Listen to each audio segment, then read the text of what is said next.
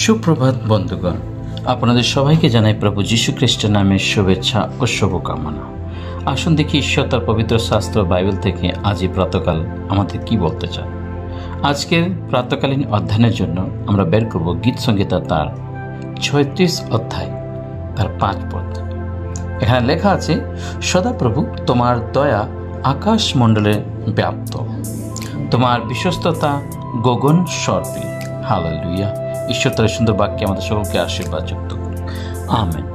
ঈশ্বর তার নিজ বাক্যে আমাদের সকলকে এই সকালবেলা গীত সংহিতা মধ্য দ্বারা দাউদ তার গীতের মধ্য দ্বারা বলতে চান, সদাপ্রভুর দয়া আকাশ মণ্ডলে ব্যাপ্ত।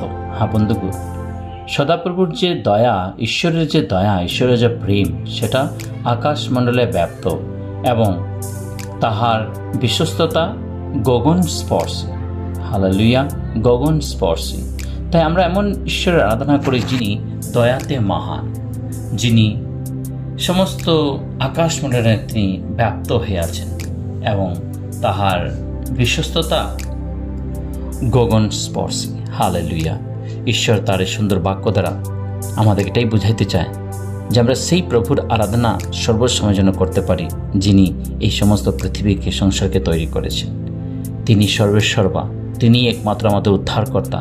তার দ্বারাই আমরা স্বর্গরাজ্য প্রাপ্ত করতে পারি, তাছাড়া আমরা কিছুই করতে পারবো না।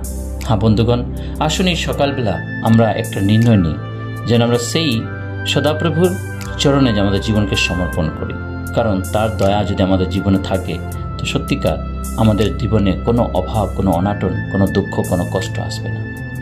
একবার সেই সদাপ্রভুর খোঁজ করুন এবং তার সেই দয়া, তার সেই প্রেমের আকাঙ্ক্ষাতে সেই সকল খুঁজতে চেষ্টা করুন। কারণ দাউদ তার গীতের দ্বারা ইহাই বলতে চায় যে আমাদের সদাপ্রভু তিনি দয়াময়, তিনি শান্তির ঈশ্বর এবং তার যে দয়া সে আকাশমণ্ডলের মধ্যে ব্যাপ্ত হয়ে আছে এবং তাহার সেই বিশ্বস্ততা গগন স্পর্শ। হ্যাঁ বন্ধুগণ, গগন স্পর্শ। ঈশ্বরের বাক্যতে আমরা যেন সর্বদা সময় যেন মনন করতে পারি, তার নিগুড়ত্ব সকল জন জানার জন্য তার চরণে যেন সর্বদা আমরা জীবন কাটাইতে পারি। আসুন এই বাক্য অনুসারে আমরা আমাদের জীবনকে সমর্পণ করে প্রার্থনা করি। পবিত্র বাহিনী সদাপ্রভু তোমায় মহান ধন্যবাদ করি আজকে সুন্দর প্রাতকালের জন্য। এই প্রাতে তোমার হস্তে আমার জীবনকে সমর্পণ করি। আমাদের সকলের সঙ্গে সঙ্গে থাকো প্রভু, সাহায্য করে যেন আমরা তোমার সেই দয়াকে গ্রহণ করে এবং সেই দয়া অনুসারে যেন জীবনযাপন করতে পারে তুমি সেভাবে পরিচালনা করো। পাপ অন্যায় অপরাধ ক্ষমা করি। এই ক্ষুদ্র প্রার্থনা যিশু তোমার পবিত্র নামে চাই।